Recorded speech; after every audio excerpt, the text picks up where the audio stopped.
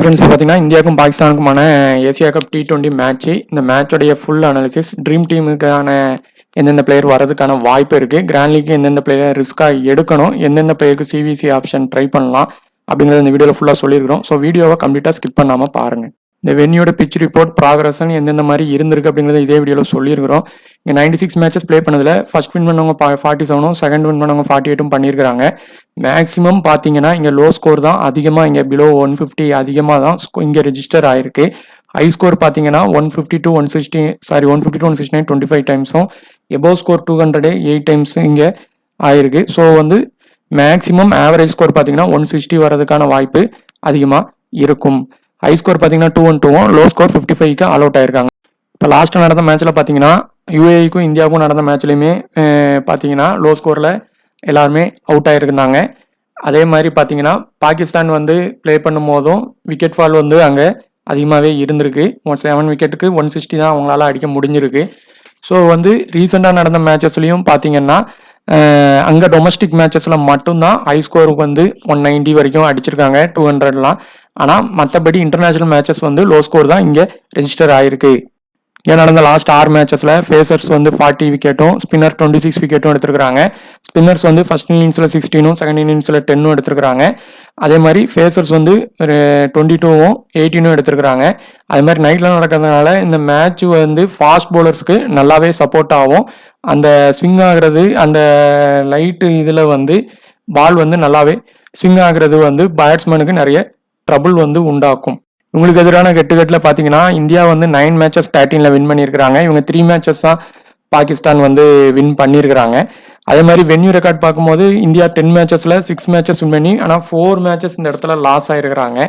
Pakistan 33 matches இங்கே play பண்ணதில் அவங்களும் ஈக்குவல் வின் லாஸ் தான் அவங்களும் ஆயிருக்கிறாங்க. So winning choice maximum 75-13 Pakistan பக்கமும் வின் பண்ணுறதுக்கான வாய்ப்பு இருக்கும். பார்த்தீங்கன்னா இந்தியாவோட பாசிபிள் பிளேயிங் 11 ஏதாவது ஒன் சேஞ்ச் வேணால் பண்ணலாம். ஹர்ஷதீப் சிங்கை வேணால் கொண்டு வரலாம். பிச்சு பவுலிங் ஃபாஸ்ட்டுக்கு தான் நல்லா சப்போர்ட் ஆகுதுங்கிற பட்சத்தில் அவர் தான் வரதுக்கான வாய்ப்பு அதிகமாக இருக்கும். மேக்ஸிமம் சிவன் டுபே அதுக்கு பதிலாக வெளியே போகலாம், இல்லை திலக் வர்மா மேபி வெளியே போகலாம். மேபி இந்த 2 பேரில் யாராவது மாறதுக்கான வாய்ப்பு இருக்கும். பாகிஸ்தானோட பிளேயிங் 11 பார்த்தீங்கன்னா மேக்ஸிமம் 1 or 2 சேஞ்சஸ் இருக்கும். கண்டிப்பாக ஹாரிஸ் ராஃப் உள்ள வருவாங்க. அது மாதிரி டாப் ஆர்டரில் பேட்டிங் கொஞ்சம் அவங்களுக்கு அந்த 1 டவுன்லாம் ஸ்ட்ரகிள் பண்ணுறாங்க. மேபி பேட்டிங்லையும் ஏதாவது ஒரு லைனப்பில் கண்டிப்பாக சேஞ்ச் பண்ணுறதுக்கான வாய்ப்பு இருக்கும். ஃப்ரெண்ட்ஸ், இப்போ பார்த்தீங்கன்னா இந்தியாவுக்கும் பாகிஸ்தானுக்குமான ஏசியா கப் T20 மேட்ச்சு. இந்த மேட்சோடைய ப்ராக்ரஸ் எந்தெந்த மாதிரி போக வாய்ப்பு இருக்கும். அதே மாதிரி நம்ம இந்த இது பார்த்தீங்கன்னா கம்ப்ளீட்டாக ஸ்டாட்ஸ் அனாலிசிஸ் வச்சு தான், கிரெடிட் பேஸ்லையும் பர்சன்டேஜஸ் வச்சும் எந்த மாதிரி பிளேயர் ட்ரீம் டீம் வருவாங்க, அதே மாதிரி ரிஸ்க்காக எந்தெந்த பிளேயரை எடுக்கணும், அதே மாதிரி எந்தெந்த கேட்டகரியில் பிளேயரை ரொட்டேஷன் வைஸ் ட்ரை பண்ணலாம் அப்படிங்கிறத வீடியோவில் சொல்லியிருப்போம் இதுக்கு முன்னாடியும். ஸோ அதே தான்.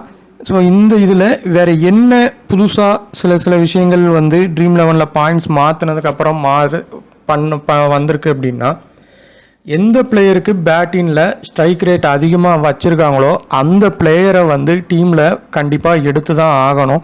அதில் சில பிளேயரை பார்த்தீங்கன்னா 2 பக்கமும் இருப்பாங்க. அந்த பிளேயர்ஸ் அவங்க கம்மியாக அடித்தாலுமே அவங்களோட பாயிண்ட்ஸ் கூடும்போது ட்ரீம் டீம் வந்துடுவாங்க. ஸோ இப்போது இதில் எந்தெந்த மாதிரியான பிச் கண்டிஷன்ஸ் எப்படி இருக்குதுன்னு பார்த்தீங்கன்னா, இது கம்ப்ளீட்டாக கிராஸ் இருக்கிற மாதிரி கண்டிஷன் பிச்சில் தான் இருக்குது. நல்ல ஃபாஸ்ட் பவுலருக்கு இங்கே சப்போர்ட் ஆகும். அதே நேரத்தில் ஸ்பின் பவுலர்ஸுக்கும் விக்கெட் எடுக்கிறதுக்கான வாய்ப்பு இருக்குது.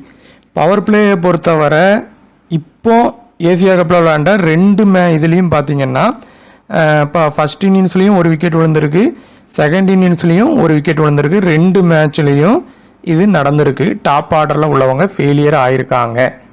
ஸோ அந்த மாதிரி பிளேயரை யாராவது லீவ் பண்ணி போனால் தான் நம்ம ஜிஎலுக்கு வின் பண்ண முடியும். ஸோ அந்த டாப் ஆர்டரில் வர பிளேயரை எப்படி லீவ் பண்ணலாம், அவங்களுக்கு என்னென்ன த்ரெட்டு இருக்குது அப்படிங்கிறதையும் ஃபுல்லாக இந்த வீடியோவில் பார்ப்போம். ஸோ இதில் பவர் பிளே ப்ராக்ரஸ் இந்த மாதிரி தான் இருக்குது.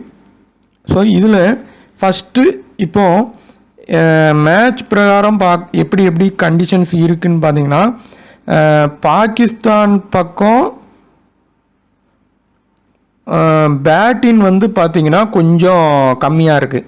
ஆனால் இந்தியா பார்த்தீங்கன்னா பேட்டிங் வந்து ஸ்ட்ராங்காக தான் வச்சுருக்குறாங்க. பேட்டிங் ப்ளஸ் பவுலிங் தான் பாகிஸ்தான் பக்கம் கொஞ்சம் ஸ்ட்ராங்காக இருக்குது. ஸோ அவங்க பவுலிங் வச்சு எப்படி நம்மளை டாமினேட் பண்ணுறாங்களோ அதை வச்சு தான் அவங்க பின்னாடி ஒரு ஸ்கோரை வந்து அவங்களால ஈஸியாக சேஸ் பண்ண முடியும். ஸோ ஃபஸ்ட்டு பவுலிங் பாகிஸ்தான் போடுறாங்கன்னா அவங்க டிஃபெண்ட் பண்ணி சின்ன ஸ்கோரை வச்சு சேஸ் பண்ணால் அவங்க வின் பண்ண வாய்ப்பு இருக்கும். மேக்ஸிமம் எல்லாருமே பிளேயர்ஸ் தேர்ந்தெடுத்திருக்கிறது 70 to 80% இந்தியா வின் ஆகிறதுக்கு சாதகமாக தான் எடுத்திருக்காங்க. மீதி 30% சில பேர் தான் கம்மியாக பாகிஸ்தானுக்கு எடுத்திருக்காங்க. பாகிஸ்தான் வின் ஆகும்போது அவங்க டீமில் இருக்கிற பிளேயர்ஸ் பெர்ஃபார்மன்ஸ் பண்ணும்போது தான் இந்த மேட்ச்சில் ரேங்க் ஆனது கூடும். சப்போஸ் இந்தியாவில் இப்போ வின் பண்ணாலுமே அந்த பிளேயர்ஸ் யார் எடுக்கணும் அப்படிங்கிறதையும் பார்ப்போம். ஸோ இப்போ high percentage captain, high percentage vice captain இது பார்த்திங்கன்னா யார் இருக்காங்கன்னு பார்த்தீங்கன்னா சுமன் கில்லும் மேக்ஸிமம் சுமன் கில்லும் அபிஷேக் சர்மாவும் தான் இருக்கிறாங்க. இவங்க தான் high percentage captain, high percentage vice captain. 75% எபோல இருக்காங்க. மேக்ஸிமம் இந்த இதில் வந்து 70%க்கு எபோவில் கண்டிப்பாக ஒரு சி இல்லைனா விசி உறுதியாக வரும். அது யாருக்கெல்லாம் வர வாய்ப்பு இருக்கும் அப்படிங்கிறதையும் ஃபஸ்ட்டே பார்ப்போம். அதில் இந்த கேட்டகரி பொறுத்தவரை ஃபஸ்ட்டு சூர்யா குமார் யாதவ் பார்த்திங்கன்னா ரெக்கார்ட் பார்த்திங்கன்னா கொஞ்சம் கம்மியாக தான் இருக்குது. ஆனால் அவருக்கு வந்து பேட்டிங் வாய்ப்பு கண்டிப்பாக கிடைக்கும். 1 டவுன் இறங்குவார், நல்ல பெர்ஃபார்மன்ஸ் பண்ண வாய்ப்பு இருக்குது. சூர்யா இல்லைன்னா ஹார்திக் பாண்டியா கண்டிப்பாக இந்த மேட்ச்சில் பெர்ஃபார்மன்ஸ் நல்ல பாயிண்ட் எடுக்க வாய்ப்பு இருக்குது. அதே மாதிரி ஸோ அவங்க 2 பேருமே இந்த கேட்டகரியில் தான் இருக்காங்க. இந்த 2 பேரில் இருந்து கண்டிப்பாக ஒருத்தங்க சிவிசி அளவுக்கு பெர்ஃபார்மன்ஸ் பண்ணுறதுக்கான வாய்ப்பு இந்த மேட்ச்சில் இருக்குது. இப்போது ஹாரிஸ் ராஃப் வந்து இந்த மேட்ச்சுக்கு மேக்ஸிமம் உள்ள பிளேயிங் லெவனில் வருவார். அவர் வரும்போது அஷ்ரஃபுக்கெல்லாம் பவுலிங் சான்ஸ் கொஞ்சம் கம்மியாகும், 2 ஓவருக்குங்கிறது மாதிரி போக வாய்ப்பு இருக்கும். ஹாரிஸ் ராஃப் வந்தார்னா கண்டிப்பாக 25 to 50% தான் இருப்பார். மேக்ஸிமம் ட்ரீம் டீம் வர்றதுக்கான வாய்ப்பு அதிகமாக இருக்கும். ஹாரிஸ் ராஃப் வராரு அப்படின்னா ஹாரிஸ் ராஃப் பும்ராலேருந்து கண்டிப்பாக ஒருத்தங்க வருவாங்க, ஒருத்தங்க ஃபெயிலியர் ஆகிறதுக்கு வாய்ப்பு இருக்கும். அப்படி ஹாரிஸ் ராஃப் வரல அப்படின்னா கண்டிப்பாக இந்த இடத்துல இருந்து பும்ரா தான் ட்ரீம் டீம் ஃபிக்ஸ்டு பிளேயராக வந்துடுவார். ஸோ இந்த கேட்டகரி பொறுத்தவரை மேக்ஸிமம் 2 இல்லைன்னா 3 வரைக்கும் எடுக்கிறதுக்கான ட்ரீம் டீம் வர்றதுக்கான வாய்ப்பு இருக்கும். அதில் பாண்டியாவை ஃபிக்ஸ்டு பிளேயராக நீங்கள் வச்சுக்கலாம். இப்படி பும்ரா மேலே நீங்கள் ரிஸ்க் எடுக்கிறீங்க அப்படின்னா, பாகிஸ்தானுக்கு சப்போர்ட்டாக நீங்கள் எடுக்கிறீங்கன்னா பும்ராவுக்கு பதிலாக என்ன பிளேயர் வருவாங்க ரொட்டேஷன் பேஸில்ங்கிறத நான் அடுத்த கேட்டகரி வரப்போ நான் சொல்கிறேன். ஆனால் பும்ரா மட்டும்தான் இந்த கேட்டகரியில் இருக்கார் அப்படின்னா அவர் தான் ட்ரீம் டீம் உறுதியாக வருவார். லாஸ்ட் மேட்ச் மாதிரி தான் சாமை பொறுத்தவரை இந்த மேட்ச்சு அவர் ஒரு பவுலிங்கில் பண்ணி வரதான் வாய்ப்பு இருக்கும். ஒரு விக்கெட்டோ ஏதோ எடுக்கலாம், இல்லை ஃபெயிலியர் ஆகலாம். அதே மாதிரி பாகிஸ்தான் வின் ஆனால் தான் ஐப் ட்ரீம் டீமே வருவாங்க. இந்தியா பக்கம் சப்போர்ட் பண்ணி போட்டிங்கன்னா அவர் வர்றது 90% கஷ்டம்தான். ஏன்னா ஸ்பின்னர் நிறைய இருக்காங்க. அதே மாதிரி லெஃப்ட் ஹேண்டரு ஹர்ஷதீப் சிங் டீமுக்குள்ளே உள்ளே வரலாம். ஸோ விக்கெட் ஃபால் போகிறதுக்கான வாய்ப்பு இருக்கும். ஸோ அவர் பவுலிங் பண்ணி வந்தால் தான் இந்தியா வின் ஆகிற மேட்ச்சில் வாய்ப்பு இருக்கும். அதுவும் கம்மியாக தான் பாயிண்ட் எடுக்க முடியும். ஸோ பாகிஸ்தானுக்கு சப்போர்ட் பண்ணி எடுத்தால் மட்டும் ஐபை இந்த இதிலேருந்து எடுக்கலாம். இல்லை அப்படின்னா பெட்டர் அஃப்ரீடிக்கே நீங்கள் போயிடலாம். ஃபஸ்ட்டு இன்னிங்ஸ் போடுறாருன்னா மஸ்ட் பிக்கு. கண்டிப்பாக ஒரு ட்ரீம் டீம் வரைக்கும் ஒரு நல்ல பாயிண்ட் எடுக்க வாய்ப்பு உண்டு. அடுத்து பார்த்திங்கன்னா இந்த மேட்ச்சில்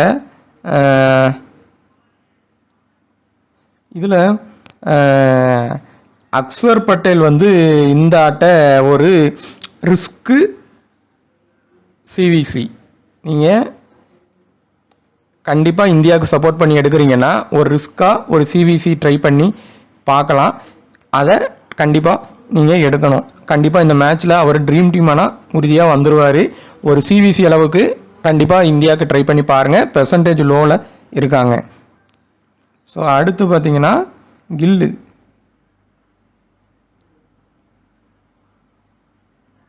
கில்லுக்கு முன்னாடி வருண் சக்கரவர்த்தி கண்டிப்பாக செகண்ட் இன்னிங்ஸ் பண்ணால் விசி அளவுக்கு வந்துடுவார். ஃபஸ்ட் இன்னிங்ஸ் பண்ணால் லாஸ்ட் மேட்ச் மாதிரி ஃபஸ்ட் இன்னிங்ஸ் பண்ணால் ஒரு ட்ரீம் டீம் அளவுக்கு வருவார். அதே மாதிரி ஸோ இந்த இதில் ஃபிக்ஸ்டு பிளேயராக ஃபஸ்ட்டு நீங்கள் யாரெல்லாம் வைக்கலாம் அப்படின்னா அக்சர் பட்டேல் வருண் சக்கரவர்த்தியை நீங்கள் ஃபிக்ஸ்டு பிளேயராக கூட வைக்கலாம். இதுலேயும் நீங்கள் ரிஸ்க் எடுக்கிறேன் அப்படின்னா வருண் சக்கரவர்த்தியை வேணால் லீவ் பண்ணி பாருங்கள். ஆனால் அவர் விக்கெட் எடுக்க வாய்ப்பு இருக்குது. அதே மாதிரி சுமன்கில்லோடைய venue progress head to head record எல்லாமே ஒரு ஆவரேஜாக நல்லா தான் இருக்குது. ஆனால் டாப் ஆர்டரில் ஒரு விக்கெட் போகுது. சைம்ஸ் ஆஃப்ரிடி பவுலிங்கில் 2 பேருக்கு த்ரெட் இருக்குது. ஒன்று கில்லு, இன்னொன்று அபிஷேக் சர்மா. இதில் யார் அவுட் ஆவாங்க அப்படிங்கிறது ஒரு இது இருக்குது. இந்த 2ல் ஆனால் கண்டிப்பாக ஒருத்தங்க அவுட் ஆயிடுவாங்க. ஸோ சுமன் கில்லா அபிஷேக் சர்மாவாங்கிறதுல யாராவது ஒருத்தங்களை ட்ரை பண்ணுங்க போதும். மேக்சிமம் சுமன் கில் சேஸின் பண்ணுறாரு சுமன் கில்னா மஸ்ட் பிக்காக நீங்கள் எடுக்கணும். ஃபஸ்ட் இன்னிங்ஸ் பண்ணார்னா வேணால் இந்த வென்யூவை பொறுத்தவரை லீவ் பண்ணலாம். அந்த இடத்துல அஃப்ரீடி பெர்ஃபார்மன்ஸ் பண்ணுறதுக்கு அதிகமாகிடும். ஸோ இதில் இந்த கேட்டகரி பொறுத்தவரை கண்டிப்பாக ஒரு 2 to 3 பேர் ட்ரீம் டீம் உறுதியாக வருவாங்க. அதில் நம்ம சொன்ன ஃபிக்ஸ்டு பிளேயரை வச்சு நீங்கள் அதே மாதிரி வின்னிங் காம்பினேஷனில் பிளேயர் வர்றதை அயூபை எப்படி எடுக்கணும் அப்படிங்கிறதையும் சொல்லியிருந்தோம். ஸோ அந்த மாதிரி இன்னிங்ஸ் வைஸும் பிளேயரை இதில் இருந்து எடுக்கணும். ஃபிக்ஸ்டு பிளேயராக அக்சர் பட்டேல் வருண் சக்கரவர்த்தியை வேணால் ட்ரை பண்ணலாம். இந்த டீமை பொறுத்தவரை அதிகமாக ப்ராக்ரஸும் சரி எக்ஸ்பீரியன்ஸ் வச்சுருக்கிறதும் ஃபர்கர் சமான் தான். ஆனால் ஃபஸ்ட் இன்னிங்ஸை விட சேஸின் பண்ணுறாருன்னா ரொம்ப முக்கியமான பிக்காக இருப்பார். இந்த மேட்ச்சு ட்ரீம் டீம் ஆப்ஷன் இருக்கார் அதிகமாக.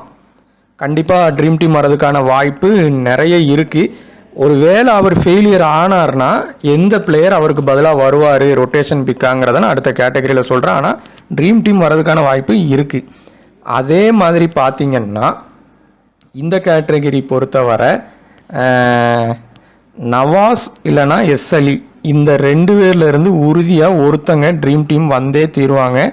ஸோ அந்த 2 பேர்லேருந்து யாராவது ஒருத்தங்களை எடுத்தால் போதும். இப்போ நீங்கள் ஃபர்கர் சமானையும் நவாஸையும் எடுத்திங்கன்னா எஸ்எல்இ எடுக்க வேண்டாம். இல்லை எஸ்எல்இயும் ஃபர்கர் சமானையும் எடுத்திங்கன்னா நவாஸை கூட நீங்கள் லீவ் பண்ணலாம். ஆனால் நவாஸை எந்த மாதிரி எடுக்கணும் அப்படின்னா செகண்ட் இன்னிங்ஸ் பவுலிங் போடுறாரு அப்படின்னா கண்டிப்பாக அவர் தான் மேக்ஸிமம் ட்ரீம் டீம் வருவார். ஸோ இந்த 2 பேர்லேருந்து ஒரு ட்ரீம் டீம் உறுதியாக உள்ள ட்ரீம் டீமுக்கு வரும். அடுத்து பார்த்திங்கன்னா ஒரு வேளை பும்ரா ஃபெயிலியர் ஆகிறாருன்னா அந்த இடத்துல குல்தீப் யாதவ் ட்ரீம் டீம் வருவார். அப்படி பும்ரா ட்ரீம் டீம் தான் வராரு, கண்டிப்பாக அவர் தான் அந்த நம்ம சொன்ன மாதிரி கேட்டகரியில் வராருன்னா இவர் இங்கே ஃபெயிலியர் ஆயிடுவார். அதே மாதிரி ஏசிங் வந்தால் ரொம்ப மஸ்ட் பிக்கு. சிவிசிக்கான option first innings bowling India போட்டால் இவருக்கு ஒரு இதில் சிவிசி கண்டிப்பாக கொடுக்கணும். இவர் யாருக்கு பதிலாக வர வாய்ப்பு இருக்கும்னா சிவம் டூபேக்கு பதிலாக வரலாம். அவருக்கு பதிலாக தான் வர அதிகமான வாய்ப்பு இருக்கும். ஸோ வந்தால் சிவிசி ஃபஸ்ட் இன்னிங்ஸ்னாலும் சரி செகண்ட் இன்னிங்ஸ்னாலும் கொடுக்கலாம். ஃபஸ்ட் இன்னிங்ஸ் பண்ணால் கேப்டன். அபிஷேக் சர்மா பொறுத்தவரை இந்த மேட்ச்சில் அவர் ஒரு ஹிட் ஆர் ஃப்ளாப் தான். அடித்தா பெருசாக அடிக்கலாம், இல்லை ஃப்ளாப் ஆவார். சைம்ஸ் ஆஃப்ரிடி பாலில் அவுட் ஆக வாய்ப்பு 80% இருக்குது. ஸோ ஏன்னா பவுலிங் கிடைக்காது. ஸோ அதை கணக்கு பண்ணி ஒரு ஐபிக்கை நீங்கள் லீவ் பண்ணி போகணும். ஸோ இந்த கேட்டகரியில் நம்ம சொன்ன மஸ்ட் பிக்குன்னு யாருன்னு பார்த்தீங்கன்னா ஏசிங் வந்தார்னா அவர் மஸ்ட் பிக்கு. அதே மாதிரி நவாஸ் அலியில் ஒருத்தங்க ரொட்டேஷன் பண்ணி ட்ரை பண்ணலாம். ஃபர்கர் சமான் செகண்ட் இன்னிங்ஸ் பண்ணால் கன்ஃபார்ம் ட்ரீம் டீமு. இல்லை அப்படின்னா இவருக்கு பதிலாக எந்த பிளேயர் வர அதிகமான வாய்ப்பு இருக்கும் அப்படின்னு சொல்கிறேன். ரொட்டேஷன் பேஸில் வர வாய்ப்பு இருக்கும். ஆனால் ஃபர்கர் சமானை மிக்ஸ் பண்ண வேண்டாம். இப்போது இந்த கேட்டகரி பொறுத்தவரை மேட்ச்சில் இந்த 4 பேர் இருக்கிறாங்கன்னா இதிலிருந்து கண்டிப்பாக 2 பேர் உறுதியாக ட்ரீம் டீம் வர நிறைய வாய்ப்பு இருக்கும். மேக்ஸிமம் ஒருத்தங்களாவது வருவாங்க. இதில் யாரெல்லாம் முதல்ல லோ பிக்கில் இருக்காங்கன்னா இந்த 3 பேரும் லோ பிக்கில் இருக்காங்க. இந்த 3 பேர் லோ பிக்கில் இருக்கிறதுனால ஃபஸ்ட்டு மேக்ஸிமம் இந்த 3 பேரில் இருந்து தான் ட்ரீம் டீம் மேக்ஸிமம் உள்ளே வர்றதுக்கான வாய்ப்பு அதிகமாக இருக்கும். இந்த 3 பேரில் இருந்து யாருக்கு வர வாய்ப்பு இருக்குதுன்னு பார்த்தீங்கன்னா, ஹாரிஸ் ராஃப் உள்ள ட்ரீம் டீம் பிளேயிங் 11 வரலன்னா அஷ்ரஃப் ட்ரீம் டீம் வரதுக்கான வாய்ப்பு ஃபஸ்ட்டு பேட்டிங் ப்ளஸ் பவுலிங் வர வாய்ப்பு இருக்கும். அதே மாதிரி ஃபர்கர் சமான் இல்லைனா திலக் வர்மாவில் ஒரு ட்ரீம் டீம் உறுதியாக உண்டு. இந்த மேட்ச்சு கண்டிப்பாக திலக் வர்மாவா இல்லை ஃபர்கர் சமானான்னு எடுத்துக்கலாம். இதே இது இந்தியா செகண்ட் பேட்டிங் பிடிக்குது அப்படின்னா திலக் வர்மா கூட அந்த இடத்துல பேட்டிங் வாய்ப்பு வராமல் கூட போகலாம். இந்தியா டாமினேட் பண்ணுறாங்க அப்படின்னா வாய்ப்பு வராமல் கூட போகலாம். ஆனால் ஃபஸ்ட் பேட்டிங் பிடிக்கிறாங்கன்னா கண்டிப்பாக அவருக்கு வாய்ப்பு கிடைக்கும். இந்த மேட்ச்சில் விக்கெட் ஃபால் இருக்கும், வாய்ப்பு இருக்கும். ஸோ ஃபஸ்ட்டு ஃபிக்ஸ்டு பிளேயராக திலக் வர்மாவை கூட இந்த கேட்டகரியில் எடுக்கலாம். திலக் வர்மா ஒரு லோ பிக்கில் இருந்து இந்த இடத்துல மஸ்ட் பிக்காக ட்ரை பண்ணணும். அடுத்து ஃபர்கான். இப்போ நீங்கள் அயூபை எடுக்கலைன்னா ஃபர்கானை கண்டிப்பாக எடுக்கணும். அவர் லோ பிக்கில் இருக்கார். ஸோ சின்னதாக அவர் ஒரு ட்ரீம் டீம் வர்றதுக்கான வாய்ப்பு இருக்குது. ஃபஸ்ட்டு பேட்டிங் பண்ணால் மட்டும். செகண்ட் பேட்டிங் பண்ணால் ஃபர்கானை விட்டுட்டு நீங்கள் பெட்டர் முகமது ஹாரிஸை எடுக்கிற மாதிரியான கட்டாயம் வரும். முகமது ஹாரிஸ். ஸோ இந்த இதில் இருந்து ஃபிக்ஸ்டு பிளேயராக திலக் வர்மா, ஹாரிஸ் ராஃப்லனா அஸ்ரஃப். சப்போஸ் ஹாரிஸ் ராஃப் இருக்காருன்னா அஸ்ரஃபுக்கு பதிலாக நீங்கள் ஃபர்கானே ட்ரை பண்ணி பாருங்கள். ஏன்னா திலக் வர்மாவுக்கு அடுத்து தான் சஞ்சு சாம்சன் பேட்டிங் லைனப்பே இருக்குது. ஸோ அந்த லைனப்பை பொறுத்து பேட்டினை சஞ்சு சாம்சனை எடுக்கலாம். இல்லைன்னா இவங்க 2 பேரை எடுக்கிறது பெட்டரான வாய்ப்பு. இந்த இதில் பாகிஸ்தான் பக்கம்தான் இந்த மேட்ச் போகுதுன்னா கண்டிப்பாக இவங்க 2 பேர்ல இருந்து ஒருத்தங்க சிவிசி அளவுக்கு பெர்ஃபார்மன்ஸ் பண்ணிடுவாங்க. அது அபார் அகமடா இல்லை முக்கியமாக அப்படிங்கிறதுல இருக்குது. கண்டிப்பாக இப்போ இது 2 பேரும் லோ பிக்கில் இருக்காங்க. இந்தியா இந்தியா வின் ஆனாலும் இந்த 2 பேர்லேருந்து ஒருத்தங்க உறுதியாக ட்ரீம் டீம் வருவாங்க. முக்கியம்னா ஃபஸ்ட் இன்னிங்ஸ் பண்ணால் நீங்கள் கண்டிப்பாக அவரை ட்ரை பண்ணணும். ஏ அகமதுனா செகண்ட் இன்னிங்ஸ் பண்ணால் அவரை ட்ரை பண்ணலாம். ஸோ அந்த இன்னிங்ஸ் வைஸ் நீங்கள் பிளேயரை இதிலேருந்து பவுலிங்கில் எடுக்கணும். ஆனால் ஒரு ட்ரீம் டீம் உறுதியாக இந்த லோ பிக்கில் வரும். அடுத்து சிவம் இந்த இடத்துல உள்ள கிரெடிட்டை பொறுத்தவரையும் பிளேயரை பொறுத்தவரையும் பாகிஸ்தான் பிளேயர் தான் உள்ளே வர இந்த மேட்சுக்கு 90% வாய்ப்பு இருக்குது. சிவம் தூபேக்கு பதிலாக ஏசிங் உள்ளே வரலாம். அப்படி ஏசிங் வந்துட்டார் அப்படின்னா சிவம் டூபேயும் இருக்காருன்னா பவுலிங் சிவம் டூபேக்கு கொஞ்சம் கம்மியாகும். பவுலிங் போட்டு மட்டும்தான் சிவம் டூபே ட்ரீம் டீம் வர முடியும். பேட்டிங் லைனப் வராது. பாகிஸ்தான் பயங்கரமாக டாமினேட் பண்ணுறாங்க அப்படின்னா மட்டும்தான் அவருக்கு கிடைக்கும் பேட்டிங்கு. ஸோ அவரை விட ஏசிங் வரும்போது அவரை நீங்கள் கண்டிப்பாக எடுக்கணும்.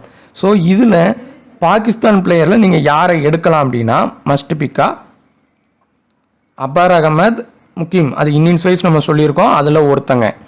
அடுத்து பார்த்தீங்கன்னா இந்த முகமது ஹாரிஸ் நவாஸ்லேருந்து ஒரு ட்ரீம் டீம் உறுதியாக உள்ளே வரும். அது ஹாரிஸா நவாஸாங்கிறதுல நீங்கள் ரொட்டேஷன் பண்ணி தான் எடுக்கிற மாதிரி இருக்கும். ஹாரிஸ் ஹை பிக்கில் இருப்பார், நவாஸ் லோ பிக்கில் இருப்பார். இந்தியா டாமினேட் பண்ணும்போது இந்த பிளேயர் தான் விளையாடுற மாதிரி இருக்கும். இவர் அப்புறம் சல்மான் இந்த மாதிரி பிளேயர் தான் விளையாடுவாங்க. ஸோ இந்தியா டாமினேட் பண்ணுற டீமில் நீங்கள் நவாஸை எடுக்கணும். பாகிஸ்தான் வின் ஆகிற மாதிரி டீம் போட்டிங்கன்னா நவாஸ் எடுக்கக்கூடாது, ஹாரிஸ் தான் எடுக்கணும். ஸோ இந்த கான்செப்ட் வச்சு தான் இந்த இடத்துல இந்த 2 பிளேயரில் உள்ளே வருவாங்க. ஸோ இந்த இடத்துல இருந்து பாகிஸ்தான் பிளேயர் தான் வர ட்ரீம் டீம் வர வாய்ப்பு நிறைய இருக்குது. ஸோ அந்த மாதிரி இதில் இருந்து 2 பேர் உறுதியாக நீங்கள் ட்ரை பண்ணணும். இந்த மேட்ச்சில் சிவிசி யாருக்கெல்லாம் பார்த்தீங்கன்னா ஹார்திக் பாண்டியா ஒரு சிவிசி வர வாய்ப்பு இருக்குது. அதே மாதிரி ஏசிங் ஃபஸ்ட் பவுலிங் இருக்குது. அஃப்ரீடிக்கு ஒரு விசி அளவுக்கு இருக்குது ஃபஸ்ட் இன்னிங்ஸ் பவுலிங் போட்டாங்கன்னா. அக்சர் பட்டேலுக்கு கேப்டன் அளவுக்கான வாய்ப்பு இருக்குது. பேட்டிங்கில் பார்த்தீங்கன்னா நம்ம சூரியகுமார் யாதவ் இல்லைனா பாண்டியாவில் ஒருத்தங்க பேட்டிங்கில் பொறுத்தவரை நான் சொல்கிறேன். பேட்டிங்கில் கொடுக்குறதா இருந்தால் நீங்கள் பேட்டினுக்கு மட்டும் கொடுக்குறதா இருந்தால் அதை ட்ரை பண்ணலாம், அதை ட்ரை பண்ணுங்கள். அடுத்து அதே மாதிரி பாகிஸ்தான் பக்கமும் சப்போர்ட் பண்ணி டீம் போடுங்க. அவங்க டீமில் தான் லோ பிக்கு நிறைய இருக்குது. ஸோ அவங்க அடித்து பெர்ஃபார்மன்ஸ் பண்ணும்போது ரேங்க் ஆனது இவங்க பக்கம் தான் ஏறும். இந்தியா பக்கம் லோ பிக்கே அதிகமாகவே கிடையாது. ஸோ அவங்க பக்கம் வின் ஆச்சுன்னா நம்ம சொன்ன அந்த லோ பிக்கை கண்டிப்பாக டீமில் கொண்டு போகணும். இந்தியா வின் ஆனாலும் அந்த லோ பிக்குக்கு ஃபஸ்ட்டு ப்ரிஃபரன்ஸ் கொடுத்து ட்ரை பண்ணுங்கள். கண்டிப்பாக மேட்ச் ஆனது நல்ல ஒரு அமௌண்ட்டு உள்ளே இப்போ ரேங்க் கிடைக்கவும் வாய்ப்பு இருக்கும். உங்களுக்கு இந்த வீடியோ பிடிச்சிருந்தா கண்டிப்பாக ஷேர் பண்ணி சப்போர்ட் பண்ணுங்கள். தேங்க்யூ.